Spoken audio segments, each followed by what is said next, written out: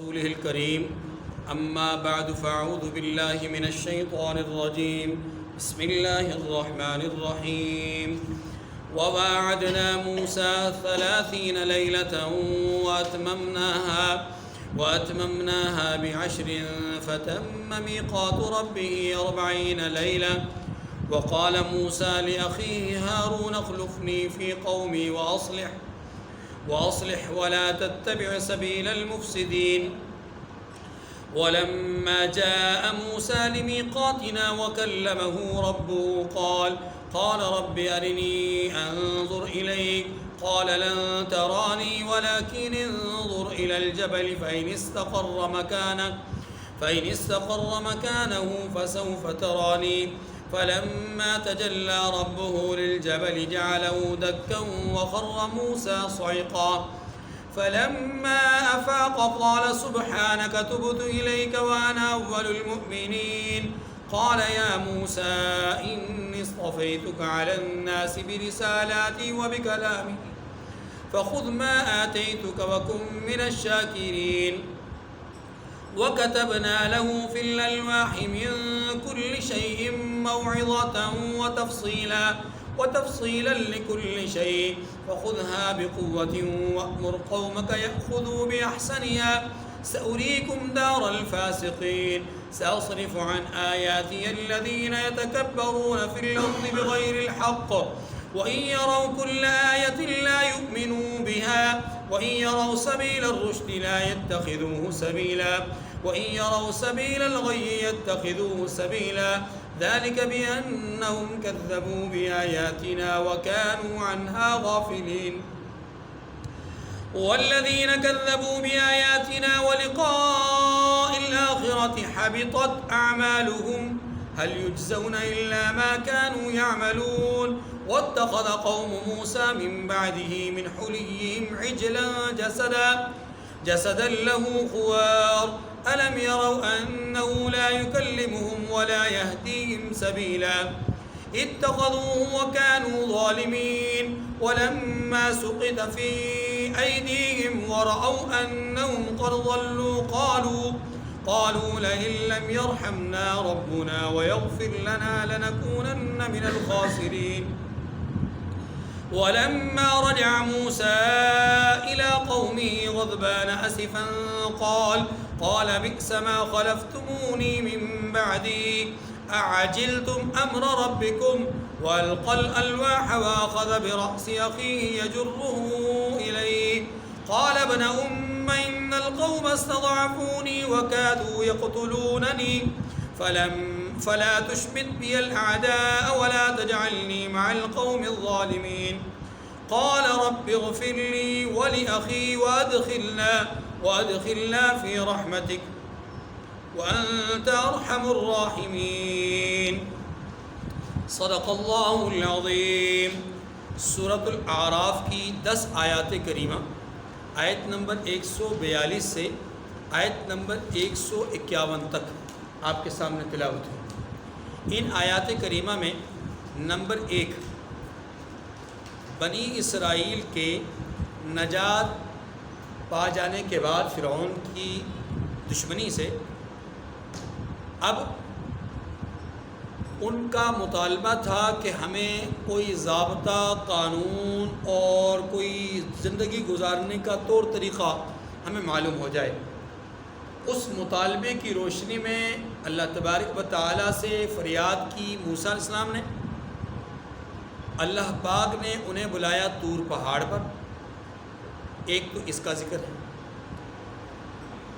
Number 2 اسی کے ضمن میں موسیٰ علیہ السلام کی طرف سے حضرت ہارون علیہ السلام کو اپنی نیابت کے فرائض سونپنے کا حکم ہے۔ نمبر 3 طور پہاڑ پر پہنچ کر کے موسیٰ علیہ السلام کا پروردگار سے ان کی زیارت کرنے کا جو مطالبہ ہے اس کا ذکر ہے۔ نمبر 4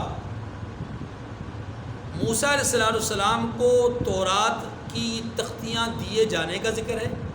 اور نمبر 5 پیچھے قوم میں بچڑے کی پوجا کا جو عمل ہے اس کا ذکر ہے، اور نمبر 6 موسیٰ علیہ السلام کا واپس آ کر کے جو ان کا ری ایکشن ہو سکتا تھا، جو اثرات دیکھ رہے تھے، ان اثرات کا جو نتیجہ ہو سکتا تھا اس سے آگاہ کرنے کے لیے، اور اس پر جو برہمی کا اظہار ہے اس کا یہاں پر قرآن پاک نے تذکرہ کیا ہے۔ یہ 6 باتیں ہیں ان آیات کریمہ میں۔ اب ہم تفصیل آیات کی روشنی میں پڑھیں گے، کیونکہ اس سے پہلے ہم سیرت موسیٰ علیہ السلام میں یہ باتیں تفصیل سے جان چکے ہیں۔ دیکھیے فرمایا وَوَعَدْنَا مُوسَىٰ 30 لَيْلَةً وَأَتْمَمْنَاهَا بِعَشْرٍ فَتَمَّ مِيقَاتُ رَبِّهِ 40 لَيْلَةً، اور ہم نے موسیٰ سے 30 رات کی میعاد مقرر کی اور 10 اور ملا کر اسے پورا کر دیا، اس کے پروردگار کی 40 رات کی میعاد پوری ہو گئی۔ یہاں 2-3 باتیں۔ پہلی بات، قرآن مجید میں سورہ بقرہ کے اندر آتا ہے کہ ہم نے موسیٰ سے وَإِذْ وَعَدْنَا مُوسَىٰ 40 لَيْلَةً، ہم نے موسیٰ سے 40 راتوں کا وعدہ کیا۔ وہاں پر 40 رات کا ذکر ہے، یہاں پر 30 راتوں کا ذکر ہے، پھر کہا 10 اور ملا کر 40 کو پورا کر دیا۔ بات بظاہر کچھ سمجھ میں نہیں آئی۔ اگر یہاں پر بھی 40 ہی مراد تھی تو ڈائریکٹ 40 کہہ دیتے، یہ تو عبارت بڑی ہو گئی۔ حالانکہ قرآن مجید کی یہ خصوصیت ہے کہ تھوڑے الفاظ میں زیادہ معنی بتایا گیا ہے۔ یہ تو الفاظ زیادہ ہو گئے اور معنی وہی ہے 40 والا، ٹھیک ہے۔ تو اس کا جواب کہ وہاں 40 کو کیوں ذکر کیا گیا، یہاں 30 اور 10 کو کیوں ذکر کیا گیا؟ یاد رکھیے دونوں جگہ مراد 40 ہی ہے، لیکن یہاں 40 کو 2 حصوں میں تقسیم کرنے کا مقصد کیا ہے؟ اس کے لیے علماء کرام نے کچھ باتیں لکھی ہیں۔ 1-2-3 باتیں میں عرض کر دیتا ہوں۔ پہلی بات علماء نے یہ لکھی ہے کہ اللہ تبارک و تعالیٰ نے بنیادی طور پر 30 دن ہی رکھے تھے، بنیادی طور پر 30 دن رکھے تھے، لیکن وہ 30 دن عزیمت والے تھے اور 10 دن رخصت والے تھے۔ آپ یوں کہہ لیجئے کہ 30 دن لازم تھے، 10 دن نفلی تھے۔ وہاں سورہ بقرہ میں نفلی اور لازم دونوں کو ملا کر 40 بیان کر دیا۔ یہاں حقیقت کھول دی کہ اصل میں 30 تھے، نفلی طور پہ 10 دن اضافی رکھے گئے کہ اگر آپ کرنا چاہیں اعتکاف 10 دن کا مزید تو کر لیجئے گا، ٹھیک ہے۔ یہ اختیار اللہ تعالیٰ نے موسیٰ علیہ السلام کو دیا۔ اس کی مثال کیا ہے؟ خود موسیٰ علیہ السلام کی زندگی کا ایک واقعہ خود اس کی مثال ہے کہ شعیب علیہ السلام نے ان سے اپنی بیٹی کا نکاح 8 سال کی مدت خدمت پر کیا کہ آپ نے 8 سال خدمت کرنی ہے، یہ آپ کے اوپر لازم ہے، اور اگر آپ 10 پورا کر دیں تو بہت اچھی بات۔ تو موسیٰ علیہ السلام نے اس وقت بھی اپنے اختیار سے کیا، کتنا تھا؟ 10 پورا۔ ایسے یہاں پر بھی اللہ نے 30 دن کے لیے بلایا کہ 30 دن راتیں لازم اعتکاف کرنا ہے آپ نے، یہ آپ کے اوپر ہماری طرف سے لازم ہے۔ اگر آپ مزید اس خلوت نشینی کو پسند کریں، اعتکاف کے عمل کو پسند کریں، تو آپ 10 دن مزید رہ سکتے ہیں۔ تو موسیٰ علیہ السلام نے 30 اور 10 ملا کر کے 40 دن کو ہی ترجیح دی اور 40 دن آپ وہاں رہے۔ اللہ پاک فرماتے ہیں کہ بات 30 کی ہوئی تھی، 10 اور ملا کر کے اللہ کے ہاں تقدیر میں جو 40 دن لکھے ہوئے تھے وہ پورے ہو گئے۔ بات کتنی کی ہوئی تھی؟ 30 کی۔ یہی بات کہی وَوَعَدْنَا مُوسَىٰ 30 لَيْلَةً، ہم نے 30 راتوں کا وعدہ کیا۔ دوسری بات اللہ پاک فرماتے ہیں ہم نے راتوں کا وعدہ کیا، موسیٰ علیہ السلام تو دن رات دونوں رہے۔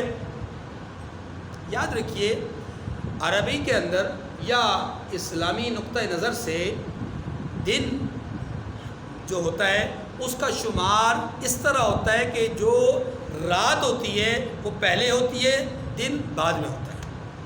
جیسے ابھی اس وقت غروب آفتاب کے بعد اگلا دن شروع ہو گیا ہے، یہی وجہ ہے کہ آپ 29 تاریخ کو 29 شعبان کو اگر دن ختم ہوتے ہی جب غروب آفتاب ہوتا ہے آپ چاند دیکھ لیتے ہیں تو کیا ہوتا ہے؟ رات کو تراویح پڑھتے ہیں. حالانکہ روزہ تو ہوا نہیں, روزہ تو آپ نے رکھنا اگلے دن. تو وہ جو اگلے دن روزہ رکھنا ہے اس کے لیے مقدمہ ہے رات, دن کا مقدمہ ہے رات. ہمارے ہاں جو سورج کے اعتبار سے شمسی اعتبار سے دن ہوتا ہے اس کا اعتبار ہوتا ہے رات 12 سے اگلے دن رات 12 تک. آدھی رات ایک دن کی, آدھی رات دوسرے دن کی, اس کا اعتبار کیا جاتا ہے. اسلامی نقطۂ نظر سے دن کے آغاز, دن سے پہلے جو رات ہوتی ہے وہ اس دن کے اندر شمار ہوتی ہے. جب غروب آفتاب ہو جائے دن ختم, اب اگلا دن شروع ہوتا ہے. اسی لحاظ سے یہ بات ذہن میں رکھیے گا, چونکہ مقدمہ رات ہے, پہلے رات آتی ہے پھر دن آتا ہے اسلامی نقطۂ نظر سے. تو اللہ تبارک و تعالیٰ نے رات کو جو کہ بنیاد تھی, پہل تھی, اس کو بنیاد بنا کر کے کہا کہ ہم نے راتوں کے اعتبار سے 30 راتوں کا وعدہ لیا.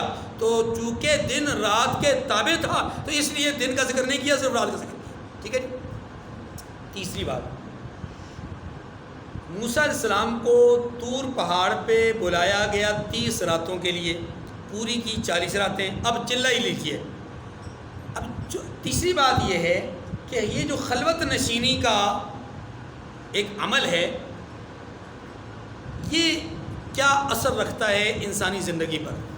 تو یاد رکھیے اہل اللہ جو ہوتے ہیں ان کی زندگیوں میں خلوت یعنی تنہائی یہ بہت زیادہ اہمیت رکھتی ہے. جتنا جو آدمی اللہ کے زیادہ قریب ہوگا اتنا ہی اس نے خلوت میں اپنے رب کے ساتھ تعلق جوڑا ہوگا. جو آدمی خلوت نشین نہیں ہے, جو آدمی تنہائی میں رب کے ساتھ تعلق جوڑنے والا نہیں ہے, وہ اللہ کے اتنا زیادہ قریب نہیں ہو سکتا اس کی بنسبت کہ جو تنہائی میں اللہ کے ساتھ تعلق جوڑے ہوئے. انبیاء علیہ السلام اس کائنات میں سب سے زیادہ اللہ کے قریب ہوتے ہیں. یہی وجہ ہے کہ انبیاء علیہ السلام کی زندگیوں میں آپ سیرت انبیاء کا مطالعہ کیجئے, آپ کو نظر آئے گا کہ جیسے جیسے جیسے جیسے اعلان نبوت کا زمانہ قریب قریب آتا جاتا ہے انبیاء کی زندگیوں میں خلوت کا معاملہ, تنہائی کا معاملہ بڑھتا جاتا ہے. خود رحمت دو عالم صلی اللہ علیہ وآلہ وسلم کی حیات طیبہ میں ہمیں نظر آتا ہے کہ آپ ایک عرصہ سے غار حرا میں آتے جاتے تھے, کبھی 3 دن کے لیے, کبھی 2 دن کے لیے, کبھی 1 دن کے لیے, کبھی ہفتے کے لیے. لیکن جیسے جیسے اعلان نبوت کا زمانہ قریب آیا آپ کی مدت خلوت بڑھتی گئی, یہاں تک کہ آپ پورا ایک مہینہ آپ اس غار میں جس کو ہم غار حرا کہتے ہیں اس میں آپ صلی اللہ علیہ وسلم خلوت نشینی فرمایا کرتے تھے. اور غار حرا جن حضرات نے دیکھی ہے وہ بخوبی اس بات کو جانتے ہیں کہ وہاں پر انسانوں کا گزر شاید اس زمانے میں ناممکن تو نہیں کہہ سکتے لیکن بہرحال مشکل ترین عمل تھا. بہت ہی مشکل تھا کہ کوئی انسان یہاں سے گزرتا, اس لیے انتہائی خلوت کی جگہ ہے وہ. اللہ کے رسول صلی اللہ علیہ وسلم نے ایک ماہ تک اپنے ساتھ کچھ خوش زاد راہ لیا اور وہاں پر آپ نے وقت گزارا. قریب قریب کہیں پانی بھی نہیں, آپ اندازہ کیجیے جو پانی آپ لے کر کے گئے اسی پانی کا استعمال کر رہے ہیں. یہ ہے حبب الیہ الخلوہ کہ اللہ کے رسول صلی اللہ علیہ وسلم فرماتے ہیں کہ مجھے اللہ نے میرے ہاں میرے لیے محبوب بنا دیا. کس کو؟ خلوت کو. یہ جو تنہائی ہے اسے میرے لیے محبوب بنا دیا, یعنی میں اس کو پسند کرنے لگا اور اس حد تک پسند کرنے لگا کہ ایک ماہ تک آپ وہاں پر خلوت میں رہے. موسیٰ علیہ السلام کا اس خلوت کے مقام پر جانا یا تنہائی اختیار کرنا اس مقام پر, اس جگہ پر آ کر کے کہ جب دشمن ہلاک ہو گیا, قانون اور ضابطہ لینے کے لیے گئے اور اتنا عرصہ 1 مہینے کے لیے آپ تنہائی اختیار کر رہے ہیں, تو یہ اللہ سے قربت کی انتہا کو چھونے کے لیے ہے. یہی وجہ ہے کہ یہاں اللہ پاک ان سے اپنا کلام فرما رہے ہیں، گفتگو فرما رہے ہیں، بات چیت فرما رہے ہیں. ہاں جی، کیا سہانا موسم، کیا سہانا وقت اور کیا سہانی وہ گھڑیاں ہوں گی جب موسیٰ علیہ السلام سے اللہ تبارک و تعالیٰ کلام فرما رہے ہوں اور کوئی انسان نہ ہو، قریب کوئی انسان نہ ہو، اور وہ اللہ سے مخاطب، اللہ بندے سے مخاطب، اے موسیٰ یا رب ذل جلال میں حاضر، لبیک یا اللہ، اے اللہ میں حاضر، فرمائیے میرے لیے کیا حکم ہے، میں کس بات کی تعمیل کروں، کون سا حکم ہے جس کی میں بجا آوری کروں اور آپ مجھ سے راضی ہو جائیں. اے اللہ میں آپ کا قرب کیسے حاصل کر سکتا ہوں، اے اللہ میں آپ کے بہت زیادہ قریب کیسے آ سکتا ہوں. پتہ نہیں کیا کیا باتیں کی ہوں گی، کیسی گفتگو ہوئی ہوگی، کیسے معاملات ہوئے ہوں گے. ظاہر قرآن پاک نے اس کا ذکر نہیں کیا، احادیث مبارکہ میں اس کا ذکر نہیں ہے، لیکن یہ بات تو قرینے قیاس ہے کہ جب محبوب اپنے محب سے ملتا ہے تو محبت کی باتیں ہوتی ہیں، عاشقی کی باتیں ہوتی ہیں، فریفتگی کی باتیں ہوتی ہیں. اللہ اپنے محبوب سے یا موسیٰ علیہ السلام اپنے محبوب سے بات چیت کر رہے ہیں، کیسا وہ وقت ہوگا. ایسے میں ہی پھر وہی اللہ کے دیدار والی بات آ گئی، وہ آگے آ رہا ہے. تو موسیٰ علیہ السلام کو جو خلوت کا ایک سلسلہ حاصل ہوا، اصل میں قربت الہی کا ایک ذریعہ ہے. 3 باتیں ہو گئی. چوتھی بات 40 دن کا ذکر ہے، وہاں پر بھی 40 دن کا ذکر ہے، یہاں پر بھی. یہ جو 40 کا عدد ہے اس کا انسانی زندگی کے ساتھ بھی بڑا گہرا تعلق ہے. حضرت آدم علیہ السلام کا خمیر یعنی مٹی اور پانی کی حالت میں آدم علیہ السلام کے بارے میں روایت آتی ہے کہ یہ حالت 40 دن تک رہی. پھر اللہ تعالیٰ نے اس کو صورت اور شکل دی اور پھر اس میں روح پھونکی اور یہ ایک جیتے جاگتے انسان آدم علیہ السلام کی شکل میں نظر آئے. انسانی تخلیق کا جو سلسلہ قرآن پاک نے بیان کیا ہے اس کی روشنی میں اور حدیث مبارکہ کی روشنی میں معلوم ہوتا ہے کہ انسان کے وجود سے نکلنے والا پانی، مرد کے، وہ عورت کے رحم میں جاتا ہے تو 40 دن تک وہ پانی ہی ہوتا ہے. یعنی وہ خون کی شکل اختیار کرنے سے پہلے نطفہ ہی ہوتا ہے. اب وہ خون کی شکل اختیار کرتا ہے 40 دن تک، پھر وہ ایک گوشت کا لوتھڑا بنتا ہے اور وہ 40 دن تک اسی حالت میں رہتا ہے. پھر اگلے 40 دن اس کے اندر شکل و صورت اور وہ جو حیت اللہ نے بنانی ہوتی ہے وہ بناتے ہیں. پھر اس کے بعد اللہ تبارک و تعالیٰ اس میں روح پھونکتے ہیں. یہ ساری کیفیات اور یہ سارے جو مراحل ہیں، ان مراحل سے بھی پتہ چلتا ہے کہ انسانی زندگی میں 40 کے عدد کو بڑا عمل دخل ہے. جس طرح کے 7 کے عدد کو عمل دخل ہے، جس طرح کے انسانی زندگی میں انسان کے بعد قرآن پاک نے بیان کیا 4 کے عدد کو، تو قرآن پاک نے بہت ساری چیزوں کو بیان کیا، حدیث نے بہت ساری چیزوں کو بیان کیا 4 کے عدد میں. تو اس طریقے سے 40 کا جو عدد ہے انسانی زندگی کے ساتھ اس کا بڑا اثر. اسی لیے بزرگ حضرات یہ کہتے ہیں، اہل تصوف بھی کہتے ہیں، اہل تبلیغ بھی کہتے ہیں، اہل اللہ کہتے ہیں کہ انسان اپنی زندگی میں 40 کے عدد کو اہمیت دیتے ہوئے اپنی تربیت کا کورس 40 دن کم از کم اس میں اس کورس کو پورا کرے. حضرت عمر رضی اللہ تعالیٰ عنہ کے زمانے میں ایک واقعہ پیش آ گیا، دلچسپی کے لیے عرض کر دیتا ہوں. حضرت عمر رضی اللہ تعالیٰ عنہ کے زمانے میں ایک خاتون تھی بڑی حسین و جمیل، لیکن شادی شدہ تھی. ایک صاحب ان پر فریفتہ ہو گئے، انہیں اپنے ارادے سے آگاہ کیا کہ میں اپنے دل میں آپ کے لیے محبت، عشق اور جذبہ الفت جو ہے وہ پاتا ہوں، کیوں نہ آپ میری خواہش پوری کر دیں اور مجھے خوش کر دیں. خاتون زیرک تھی، سمجھدار تھی، واویلا نہیں کیا، شور شرابہ نہیں کیا، اپنے خامند کو نہیں بتایا، اپنے قوم قبیلہ کنبے کو نہیں بتایا، بلکہ خاتون نے ایک شرط رکھ دی. قرون اولیٰ کا زمانہ تھا، خیر کا زمانہ تھا، اچھا زمانہ تھا. ہمارے دور کے لوگ تو یہ شرط بھی اگر پوری کر لیں تو تب بھی اثر نہیں ہونا تھا. حضرت عمر رضی اللہ عنہ کے زمانے میں اس خاتون نے کیا شرط لگائی؟ فرمانے لگی کہ بھائی کہ آپ اگر مجھ سے اس طرح کا تعلق چاہتے ہیں تو میری ایک شرط ہے، اور وہ شرط یہ ہے کہ امیر المومنین عمر بن خطاب رضی اللہ عنہ کے پیچھے 40 دن تکبیر اولیٰ کے ساتھ نماز پڑھیے. جب 40 دن آپ تکبیر اولیٰ کے ساتھ نماز پڑھ لیں گے، میری شرط پوری کر لیں گے، تو آپ آ جائیے گا، میں آپ کی خواہش پوری کر لوں. اندازہ کیجیے کیسا اس عورت کو اعتماد تھا اس بات پر کہ جو 40 لیلہ، یہ جو 40 راتیں اور دن ہے، ان کا کتنا انسانی زندگی پہ اثر ہوتا ہے اور ماحول کا کتنا اثر ہوتا ہے، مسجد نبوی کا کتنا اثر ہوگا، جناب عمر بن خطاب رضی اللہ عنہ کی امامت کا کتنا اثر ہوگا، کتنا ان کو اعتماد تھا۔ اس اعتماد کی بنیاد پر ایک عورت نے اتنی شرط، ایسی شرط رکھ دی۔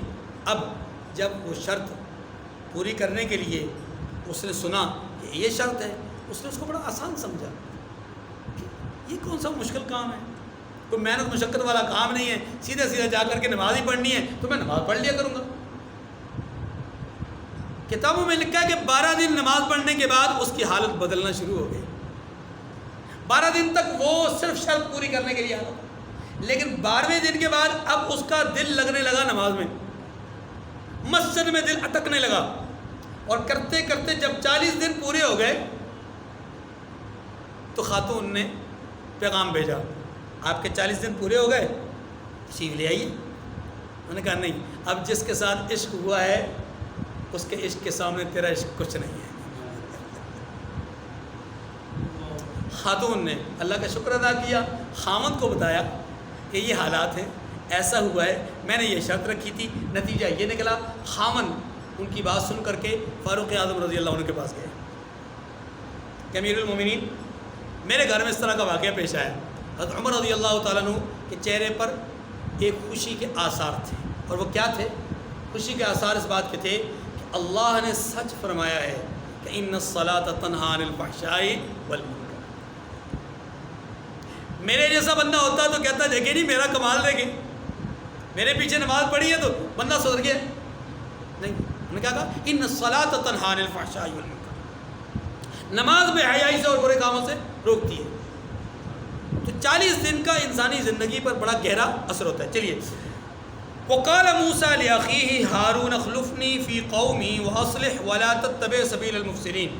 اب یہ اگلا حصہ آیت کا، موسیٰ علیہ السلام نے اپنے بھائی ہارون علیہ السلام سے کہا کہ میرے طور پہاڑ پر جانے کے بعد تم میری قوم میں میرے جانشین ہو، ان کی اصلاح کرتے رہنا اور شریروں کے راستے پر نہ چلنا۔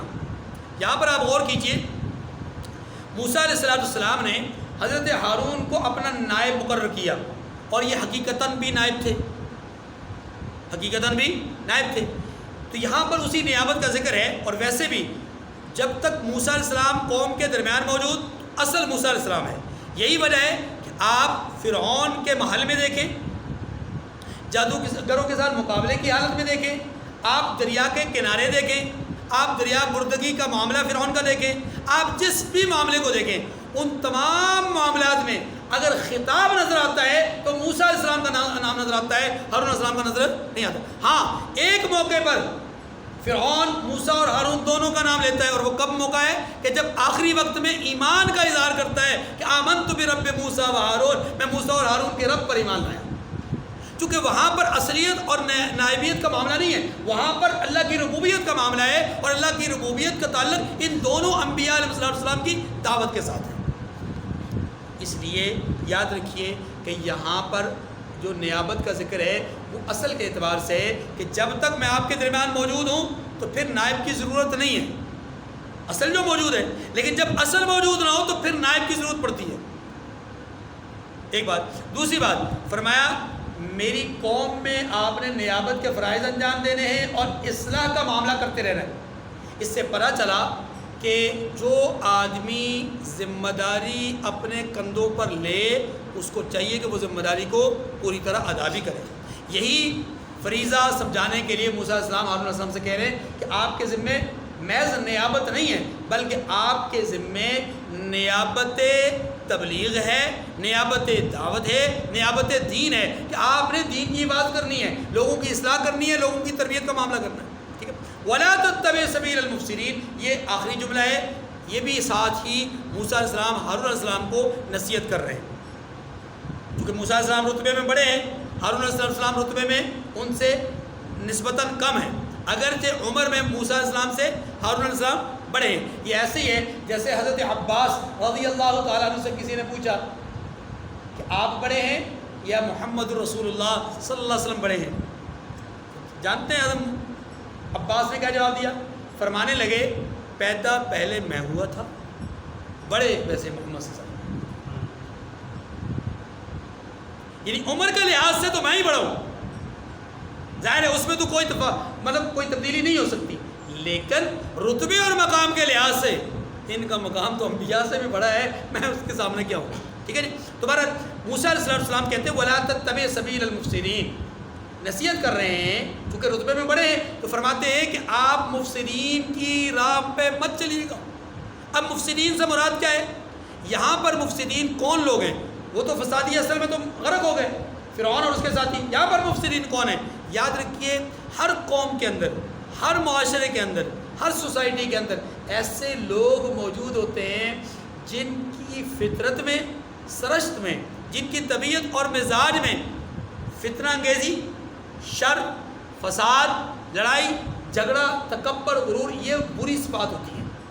انہی کی طرف اشارہ کر کے فرمایا کہ آپ کی 6 لاکھ کی قوم کے اندر بھی کچھ ایسے لوگ ہیں جو مزاج کے اعتبار سے لڑائی پسند ہیں، مزاج کے اعتبار سے رخنہ ڈالنے والے ہیں، مزاج کے اعتبار سے شر پیدا کرنے والے ہیں، مزاج کے اعتبار سے لوگوں میں فساد پیدا کرنے والے ہیں. تو آپ نے ان پر گہری نظر رکھنی ہے. اس سے پتہ چلا کہ ایک مصلح کو، ایک اصلاح پسند آدمی کو صرف اللہ کی باتیں نہیں کرنی چاہیے بلکہ گہری نگاہ بھی رکھنی چاہیے. نظر اس کی گہری ہو کہ جن لوگوں کو میں مخاطب ہوں ان لوگوں کے اندر کوئی ایسا تو نہیں جو سازشی قسم کا ہو. چلیے وَلَمَّا جَاءَ مُوسَىٰ لِمِيقَاتِنَا وَكَلَّمَهُ رَبُّهُ، اور جب موسیٰ ہمارے مقرر کیے ہوئے وقت پر پہنچے اور ان کے پروردگار نے ان سے کلام کیا. میقات سے مراد وقت بھی ہو سکتا ہے، میقات سے مراد مقام بھی ہو سکتا ہے. ہمارے مقررہ مقام پر یا مقررہ وقت پر پہنچ گئے تو اللہ نے ان سے کلام کیا. قال رب ارنی انظر الیک. اب یہ دیکھیے کتنے شارٹ کٹ الفاظ میں بیان کیا گیا ہے. ایسے لگتا ہے جیسے موسیٰ علیہ السلام طور پہاڑ پہ پہنچے، ساتھ ہی اوپر سے سلام آیا، انہوں نے جواب دیا اور ساتھ ہی کہہ دیا اللہ میں آپ کو دیکھنا چاہتا ہوں. نہیں، ایسا نہیں ہے، بالکل ایسا نہیں ہے، یہ فطرت کے مطابق نہیں لگتا. کلام کیا، شاید ایک سے زیادہ دفعہ کیا، بار بار کیا. چند دن کلام کرنے کے بعد اشتیاق بڑھا کہ جس رب سے میں بات کر رہا ہوں حجاب کے پیچھے، میں اس رب کا دیدار ہی کر لوں. تمنا دل میں اٹھی. اب ہچکچاتے ہوئے، ڈرتے ہوئے تمنا کا اظہار بھی کر دیا گیا ہوگا. بس میں تو فرمایا کہ جب موسیٰ ہمارے مقرر کردہ وقت پر یا مقرر کردہ جگہ پر پہنچے تو اللہ نے ان سے کلام کیا. قال رب ارنی انظر الیک، تو کہنے لگے کہ پروردگار مجھے دکھا کہ میں تیرا دیدار دیکھوں، یعنی مجھے اپنا جلوہ دکھائیے کہ میں آپ کو دیکھ سکوں، آپ کا دیدار کر سکوں، آپ کی زیارت کر سکوں. قال لن ترانی ولكن انظر الى الجبل فإن استقر مكانه فسوف ترانی. پروردگار نے فرمایا کہ تم مجھے ہرگز نہ دیکھ سکو گے، ہاں پہاڑ کی طرف دیکھتے رہو، اگر یہ اپنی جگہ قائم رہا تو آپ مجھ کو دیکھ سکو گے. فلما تجلى ربه للجبل جعله دكا وخر موسى صعقا. جب ان کا پروردگار پہاڑ پر نمودار ہوا، مانا اللہ نے تجلی ڈالی، اللہ نے تجلی ڈالی تو اس کو ریزہ ریزہ کر دیا. کس کو؟ پہاڑ کو. وخر موسیٰ صعقا، اور موسیٰ بے ہوش ہو کر گر پڑے. فلما افاق قال سبحانک تبت الیک وانا اول المؤمنین. جب ہوش میں آئے تو کہنے لگے کہ تیری ذات پاک ہے اور میں تیرے حضور میں توبہ کرتا ہوں اور جو ایمان لانے والے ہیں ان میں سب سے اول ہوں. 2-3 باتیں سمجھنے والی ہیں. نمبر 1، موسیٰ علیہ السلام نے اللہ تبارک و تعالیٰ کی زیارت کی تمنا ظاہر کی. اللہ پاک نے اس زیارت کے لیے یہ نہیں فرمایا، اس زیارت کے لیے یہ نہیں فرمایا کہ یہ تم نے کیسی بات کر دی جو عقل کے خلاف ہو، نہیں، بلکہ یہ فرمایا کہ یہ زیارت نہیں ہو پائے گی. اس سے پتہ چلا ایک ہے اللہ کی زیارت عقلاً اس کا تصور اور ایک ہے شرعاً اس کا تصور. یاد رکھیے عقلی اعتبار سے اللہ کی زیارت اس دنیا میں ہو سکتی ہے. عقل کہتی ہے کہ اللہ کی زیارت ہو، جیسے جنت میں ہوگی ایسے دنیا میں بھی ہو سکتی ہے، عقل کا تقاضا یہی ہے. لیکن شرعی اعتبار سے اس دنیا میں اللہ کی زیارت نہیں ہو سکتی. عقل کہتی ہے ہو سکتی ہے، لیکن شرعی اعتبار سے اس لیے عقیدہ یہی ہے کہ اس دنیا کے اندر رہتے ہوئے کوئی آنکھ اللہ کا دیدار نہیں کر سکتی. یہ پہلی بات. دوسری بات، رسول اللہ صلی اللہ علیہ وسلم نے معراج کی رات اللہ پاک کی زیارت کی یا نہیں کی، اس بارے میں صحابہ کرام رضوان اللہ علیہ اجمعین کے درمیان بھی اختلاف رہا ہے.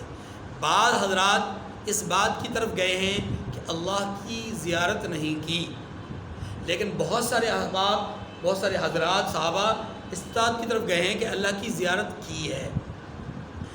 چونکہ میں ذاتی طور پر زیارت الہی کا قائل ہوں کہ اللہ تعالیٰ کے حبیب نے ان کی زیارت کی ہے، اس لیے میں اس کی بنیاد پر جو بات عرض کرنا چاہتا ہوں اس کو سمجھے گا. سوال یہ پیدا ہوگا کہ اللہ تعالیٰ کہتے ہیں لن ترانی، اے موسیٰ مجھے نہیں دیکھ سکتے، تو پھر حضور نے کیسے دیکھ لیا؟ یہ سوال پیدا ہوتا ہے، اور اسی کی بنیاد پر لوگ اس کو مشکل سمجھتے ہیں. جواب اس کا یہ ہے، دیکھیے، ایک ہے عالم آخرت اور ایک ہے زمان آخرت. کیا معنی؟ ایک ہے دنیا کے بعد کا زمانہ اور ایک ہے اس دنیا سے ما فوق ایک دنیا. یہ ذرا سمجھیے گا، اس دنیا کے معاملات اور ہیں، اس دنیا کے معاملات اور ہیں جو اس زمانے کے بعد کا زمانہ ہے. ایسے ہی جیسا کہ اس زمانے کے بعد کا جو زمانہ ہے اس کے حالات اور ہیں، جنت کے حالات اور ہیں. اللہ تبارک و تعالیٰ کی وہاں پر زیارت ہوگی، تمام اہل جنت زیارت کریں گے. ہاں جی، اسی طریقے سے جنت میں انسان بوڑھا نہیں ہوگا، اس کی عمر میں کوئی فرق نہیں آئے گا، نہ وہاں کو پسینہ آئے گا، نہ وہاں پر کوئی بدبو ہوگی، نہ پر انسان کو وہاں پر کوئی حاجت ہوگی، قضاء حاجت، کوئی ایسی چیزیں نہیں ہوگی. ٹھیک ہے، وہ دنیا اور یہ دنیا اور. حالانکہ زندگی وہاں پر دائمی ہے، ہمیشہ ہمیشہ کی زندگی، لیکن اس زندگی میں عمر نہیں بڑھ رہی، اس زندگی میں عمر نہیں بڑھ رہی. بعین ہی یاد رکھیے، جس طرح زمانہ آخرت میں حالات اور ہیں، زمانہ دنیا میں حالات اور ہیں، ایسے ہی عالم آخرت میں حالات اور ہیں، عالم دنیا کے حالات. یہ ایک عالم ہے، ایک جہان ہے، وہ دوسرا جہان ہے جو آسمانوں کے اوپر ہے. اس کی مثال کیا ہے؟ اس کی مثال یہ ہے کہ حضرت سیدنا عیسیٰ علیہ السلام اپنی عمر کے 40ویں برس میں تقریباً اس جہاں سے اس جہاں گئے. اللہ پاک نے ان کو اٹھایا. اب جب اس جہاں میں تشریف لے گئے تو آپ جانتے ہیں کہ عیسیٰ علیہ السلام ایک انسان ہے، لیکن کھاتے نہیں ہیں، وہاں پر پیتے نہیں ہیں، ان کو قضاء حاجت نہیں ہوتی، وہاں پر بیماری نہیں ہے، وہاں پر کسی دوا کی طلب نہیں ہے، وہاں پر ان کی عمر نہیں بڑھ رہی، ان کی سانسیں چل رہی ہیں. زندگی ان کی اسی طرح ہے جو کہ زندگی ہم جی رہے ہیں، یعنی جیسے ہم سانسیں لے رہے ہیں ویسے وہ بھی سانسیں لے رہے ہیں. لیکن اس جہاں سے اس جہاں کی حالت بالکل مختلف ہے. نہ وہاں کھانے کی ضرورت، نہ وہاں پینے کی ضرورت، نہ وہاں مباشرت کی ضرورت، نہ وہاں قضاء حاجت کی ضرورت، کسی طرح کی کوئی ضرورت نہیں. لیکن جو ہی اس جہاں سے دوبارہ اس جہاں کی طرف آئیں گے، حالات پھر سے وہی ہو جائیں گے جس حالات میں وہ اٹھائے گئے تھے. پھر عمر بھی بڑھے گی، پھر شادی بھی ہوگی، پھر اولاد بھی ہوگی، قضاء حاجت بھی ہوگی، بیماری، صحت، سب کچھ ساتھ ساتھ چلے گا. ٹھیک ہے.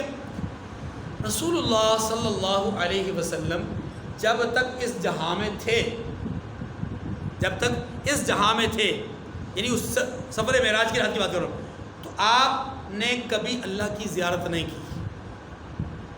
جب اللہ کے رسول اللہ کے حکم سے براق پر سوار ہو کر کے 7ویں آسمان سے اوپر عرش اور کرسی تک پہنچے، تو اب وہ چونکہ عالم اور ہے، وہ عالم اور ہے، اس عالم پر اس عالم کے حالات کو قیاس نہیں کیا جا سکتا. وہاں کے حالات ہی بالکل مختلف ہیں، وہاں کا سفر اور ہے، وہاں کے حالات اور ہیں. تو بالکل جب حالات اور ہیں، عالم اور ہے، تو وہ ایسا ہی بن گیا جیسا زمانہ آخرت. تو زمانہ آخرت میں عام مومن بھی اللہ کا دیدار کرے گا. تو عالم آخرت میں، عالم دنیا سے معاف اللہ کے رسول جب پہنچے تو اللہ کے رسول نے وہاں پر اللہ تبارک و تعالیٰ کا بلا حجاب دیدار کیا، زیارت کی. یہی ہمارا عقیدہ اور نظریہ ہے. لیکن یاد رکھیے کہ یہ کوئی ایسا عقیدہ نظریہ نہیں ہے کہ جس پر جنگ کر کے کوئی آدمی یہ کہے کہ نہیں جناب آپ تو مشرک ہو گئے، اور جس نے یہ کہا کہ جناب اللہ کے رسول نے اللہ کا دیدار نہیں کیا تو ہم اس کو کہیں کہ نہیں جناب آپ مشرک ہو گئے، آپ غلط ہیں، آپ یہ نہیں، ہم نہیں کہہ سکتے. اس لیے کہ دونوں طرف صحابہ کرام ہیں. دونوں طرف کیا ہیں؟ کون ہے؟ سیدہ عائشہ رضی اللہ تعالیٰ عنہ حرم رسول ہیں، آپ فرماتی ہیں کہ اللہ کے رسول نے اللہ کا دیدار نہیں کیا،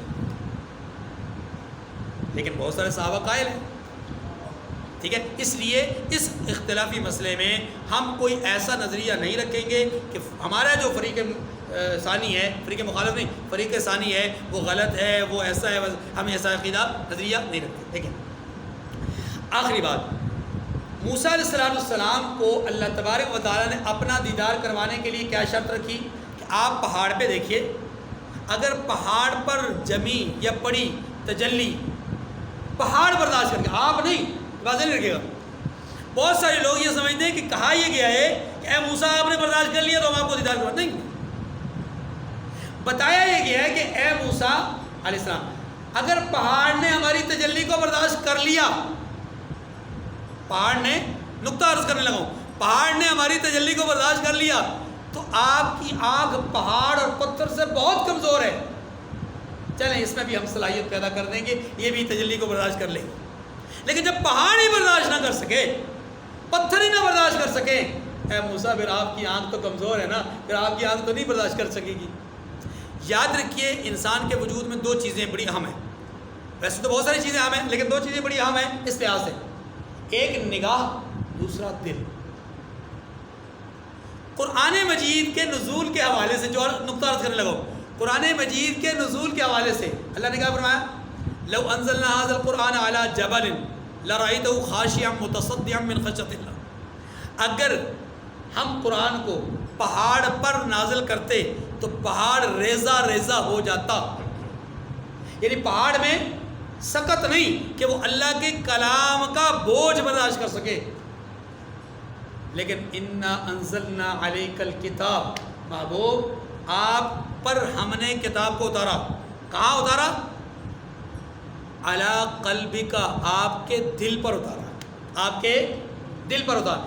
دل مصطفیٰ نے اسی چیز کے بوجھ کو برداشت کر لیا جس چیز کے بوجھ کو پہاڑ بھی نہ برداشت کر سکے۔ معلوم یہ ہوا کہ دل کے اندر اللہ نے برداشت کرنے کی سخت بنسبت آنکھ کے بہت زیادہ رکھی ہے، دل میں قوت زیادہ ہوتی ہے بنسبت کس کے؟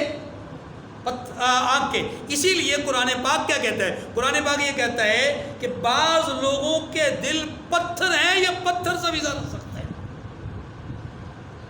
پتھر ہیں یا پتھر سے بھی، عظیمت کے لحاظ سے، استقامت کے لحاظ سے جو دل ہے وہ انتہائی مضبوط ترین حیثیت رکھتا ہے، جن کے اندر استقامت ہوتی ہے، جن کے اندر عظیمت ہوتی ہے، وہ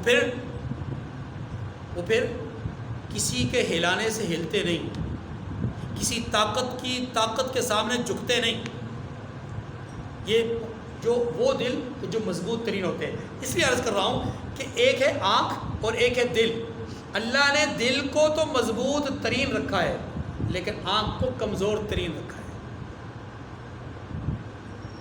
آنکھ کو کمزور ترین رکھا ہے۔ اس لیے قرآن پاک نے کہا کہ اے موسیٰ لن ترانی، آپ مجھے دیکھ نہیں سکتے، آپ پا سکتے ہیں، دل میں آپ لا سکتے ہیں، آنکھ سے دیکھ نہیں سکتے۔ آنکھ کمزور ہے، دل میں آ سکتا ہوں لیکن آنکھ کی بینائی کے سامنے نہیں ہوں، کیونکہ اس دنیا میں اس کے اندر یہ قوت ہی نہیں۔ چلیے، قال سبحانک تبت الیک وانا اول المؤمنین، موسیٰ علیہ السلام کہنے لگے پروردگار، جب ہوش میں آئے نا موسیٰ علیہ السلام کہنے لگے پروردگار تو پاک ہے، کس بات سے پاک ہے؟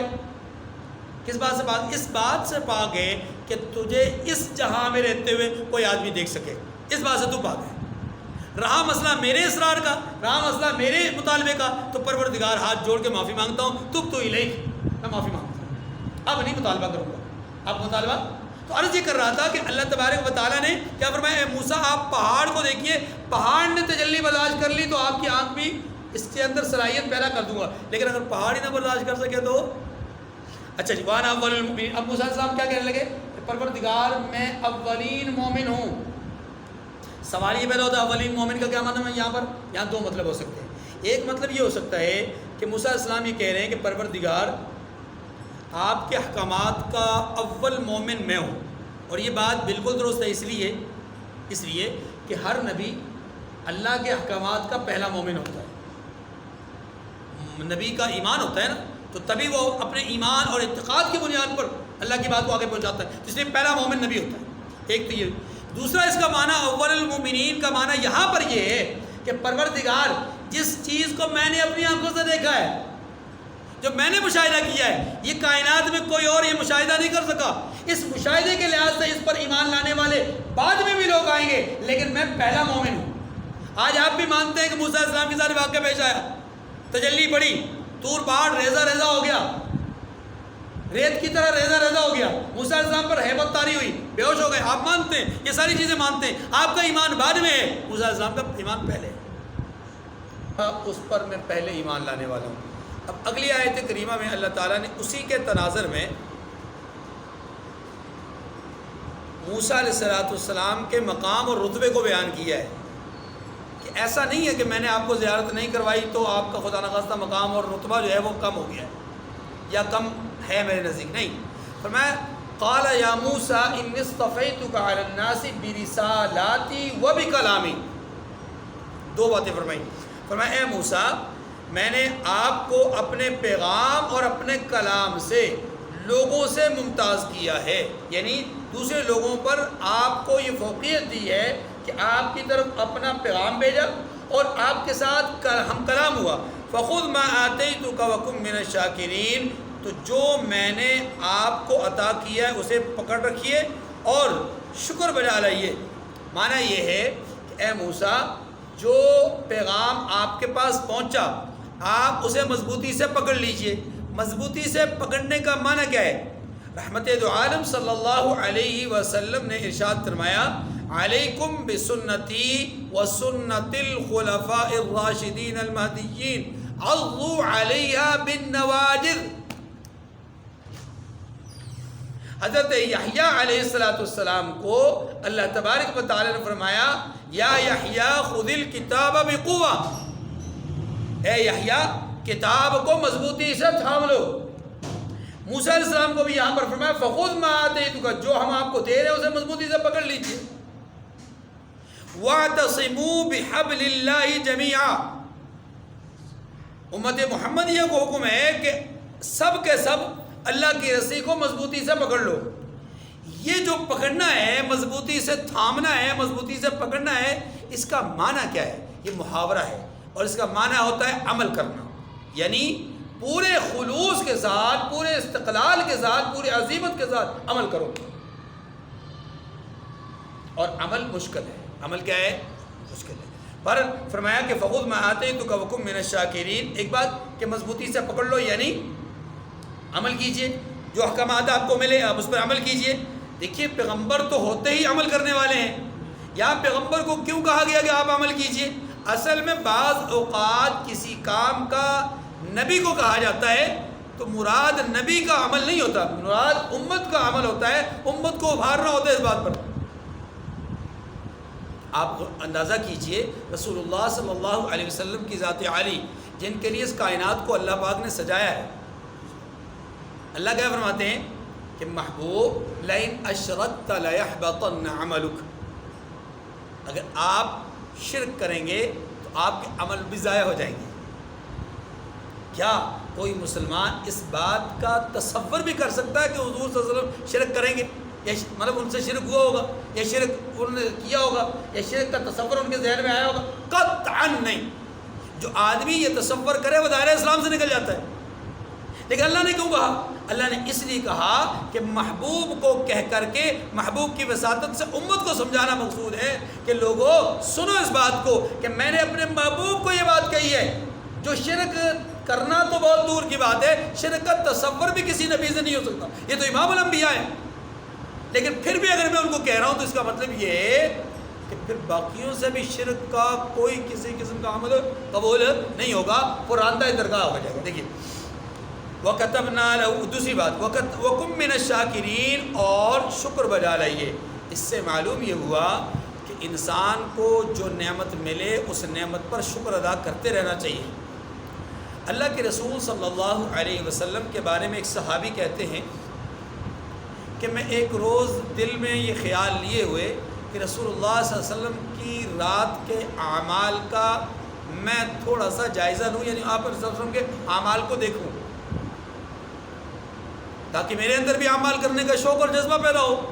تو کہتے ہیں کہ میں اللہ کے رسول صلی اللہ علیہ وسلم کے حجرہ مبارک تک پہنچا تو آپ کے حجرے کے دروازے کو میں نے ہاتھ لگایا تو دروازہ اندر سے بند نہیں تھا، یعنی کنڈی نہیں لگی ہوئی تھی، ہلکا سا ہاتھ لگایا دروازہ کھل گیا۔ جب دروازہ کھلا میں نے کیا دیکھا کہ سامنے رسول کائنات صلی اللہ علیہ وسلم ہیں اور سجدہ میں ہیں، سجدہ کی حالت میں، اور آپ علیہ السلام آہوزاری کر رہے ہیں اور آپ کے سینہ اطہر سے ایسے آواز آ رہی ہے جیسے ہنڈیا کے ابلنے کی آواز آتی ہے۔ رسول اللہ صلی اللہ علیہ وسلم کی آنکھوں سے نکلنے والے آنسوؤں کی وجہ سے آپ کی ریش مبارک تر ہے، اور آپ جس جگہ پہ سجدہ کر رہے ہیں ظاہر ہے وہ مٹی ہوتی تھی، اب ہماری طرح کا قالین تو نہیں بچا ہوا تھا، تو مٹی جو ہے وہ گیلی تھی۔ صحابی رسول کہتے ہیں کہ جب آپ علیہ السلام نے نماز مکمل کی تو میں نے عرض کی کہ یا رسول اللہ صلی اللہ علیہ وسلم، آپ کی وجہ سے تو کئیوں کی مغفرت اور بخشش ہو جانی ہے، اور آپ اتنا رو رہے ہیں، اتنا گڑ گڑا رہے ہیں، اتنا جو ہے وہ اللہ کے سامنے آہوزاری کر رہے ہیں، حالانکہ اللہ نے آپ کو سب سے اونچا مقام عطا کیا ہے۔ جواب کیا ارشاد فرمایا آقا صلی اللہ علیہ وسلم نے؟ افلا اکون عبدا شکورا، کیا میں اللہ کا شکر گزار بندہ نہ بنوں؟ وَكُن مِّنَ الشَّاكِرِينَ، موسیٰ علیہ السلام کو ایک بات کہی گئی، ایک تو یہ کہ احکامات پر عمل کیجئے، اور دوسری بات کہی گئی شکر ادا کیجئے، یعنی ایک یہ ہے کہ آپ کو جو نعمت ملی نبوت کی اس پر بھی شکر ادا کیجئے، پھر آپ کو تورات ملی اس پر بھی شکر ادا کیجئے، پھر تورات پر عمل کرنے کے نتیجے میں اللہ کا شکر ادا کیجئے، یعنی گویا کہ عمل پر بھی شکر ادا کریں۔ اللہ نے توفیق عمل نصیب فرمائی۔ وَكَتَبْنَا لَهُ فِي الْأَلْوَاحِ مِنْ كُلِّ شَيْءٍ مَوْعِظَةً وَتَفْصِيلًا لِكُلِّ شَيْءٍ۔ اب تورات میں کیا ہے؟ اللہ پاک فرماتے ہیں اور ہم نے تورات کی تختیوں میں ان کے لیے ہر قسم کی نصیحت اور ہر قسم کی تفصیل لکھ دی۔ سوال یہ ہے کہ تورات میں تو فاتحہ نہ تھی، تورات میں تو بقرہ نہ تھی، تورات میں تو نساء اور مائدہ نہ تھی، تورات میں تو قرآن نہیں تھا، پھر ہر قسم کی نصیحت کیسے آ گئی؟ ہر قسم کی تفصیل کیسے آ گئی؟ اولین کے احکامات نہیں تھے، آخرین کے احکامات نہیں تھے، اس زمانے کی شریعت کے احکامات اور تھے، آج کے زمانے کی شریعت کے احکامات اور ہیں، تو احکامات اللہ فرماتے ہیں ہر قسم کی تفصیل لکھ دی۔ کیسے؟ جواب اس کا یہ ہے، دو جواب، ایک جواب یہ کہ یہ محاورتاً ایسا بولا جاتا ہے، اور دوسرا جواب یہ ہے کہ وقت کے اور حالات کے مطابق جو ضرورت تھی اس کے مطابق سب کچھ دے دیا گیا۔ یہ ایسی ہے جیسے کہ اللہ تبارک و تعالیٰ نے ملکہ بلقیس کے بارے میں کہا کہ ہم نے اسے ہر چیز عطا کی، حالانکہ ہر چیز تو نہیں عطا ہوئی، اس کے مقابلے میں سلیمان علیہ السلام کا تخت ہے جو ہواؤں میں اڑتا تھا، ملکہ بلقیس کا تخت نہیں اڑتا تھا، پھر ہر قسم کی چیز کیسے عطا ہوئی؟ جواب یہ ہے کہ حکومت کے لیے جن چیزوں کی ضرورت ہوتی ہے، اقتدار کے لیے جن وسائل کی ضرورت ہوتی ہے، لوگوں پر نگرانی اور نگہبانی کے لیے جن اسباب کی ضرورت ہوتی ہے، وہ وسائل، وہ اسباب، وہ چیزیں ہم نے اس کو پوری طرح عطا کر دی تھی، اور یہی مراد ہے یہاں۔ تو یہاں پر بھی یہ کہا گیا کہ ہم نے تورات میں ہر قسم کی نصیحت لکھ دی اور ہر قسم کی تفصیل لکھ دی، معنی یہ کہ جو اس وقت ضرورت تھی وہ نصیحت ساری لکھ دی، جو تفصیل ضرورت تھی وہ تفصیل لکھ دی۔ آگے چلیے، فَخُذْهَا بِقُوَّةٍ وَأْمُرْ قَوْمَكَ يَأْخُذُوا بِأَحْسَنِهَا، دو باتیں فرمایا، اسے خود مضبوطی سے پکڑ لیجئے اور اپنی قوم سے کہہ دیجئے کہ ان باتوں کو جو اس میں ہیں، جو کہ بے احسنیاں بہت بہتر ہیں، اسے پکڑے رکھیں، یعنی اس پر عمل کریں۔ احسنیہا، جو اس میں سب سے زیادہ بہتر باتیں ہیں ان کو پکڑے رکھیں۔